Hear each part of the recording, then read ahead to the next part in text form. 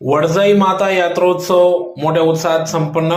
याबाबत अधिकृत अशी की धुळे तालुक्यातील ग्रामदैवत आणि 4 कुळांची कुलस्वामिनी असलेल्या आई वडजाई देवीची यात्रोत्सव आज दिनांक 24 एप्रिल 2026 रोजी सुरुवात झाली.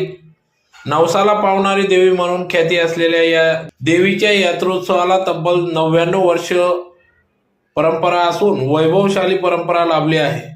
मंदिर प्रशासनासह ग्रामस्थांनी यात्रेची संपूर्ण तयारी केली असून आज भव्य 12 गाडी ओढण्याचा परंपरा आजतागायत सुरू असून आज 12 गाडी ओढून या ठिकाणी यात्रोत्सव मोठ्या उत्साहात पार पडला.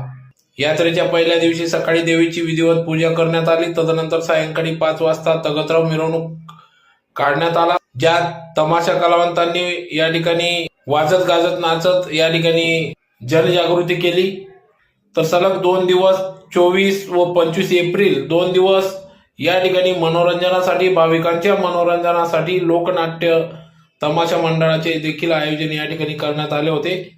तर परिसरात पाळणे, मिठाईची दुकाने, संसारोपयोगी वस्तू दुकाने या ठिकाणी थाटलेली होती. तर यात्रेनिमित्त मंदिराला आकर्षक रोषणाई करण्यात आली असून वडजाई माता यात्रोत्सव हा गेल्या अनेक वर्षापासून पार पडत असून वडजाई देवीची 27 मे 1929 साली पहिली यात्रा या ठिकाणी भरवण्यात आली.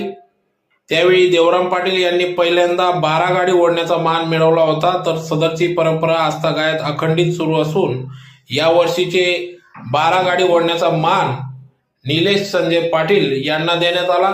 तर अतिशय उत्साहात सदर यात्रोत्सव या ठिकाणी पार पडला. तर या यात्रोत्सवासाठी या ठिकाणी आई देवी यात्रोत्सव ट्रस्टच्या वतीने, ग्रामस्थांच्या वतीने या यात्रोत्सवासाठी ग्रामस्थांचे सहकार्य लाभले.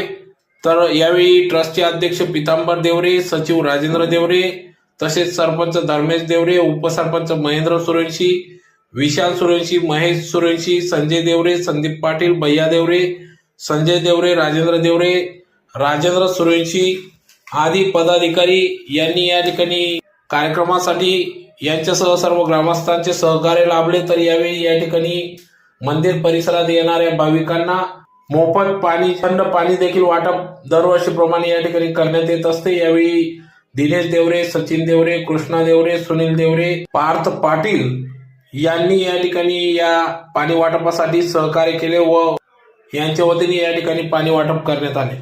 तर मोठ्या संख्येने या ठिकाणी भाविक भक्तांनी या यात्रोत्सवाचा लाभ घेतला.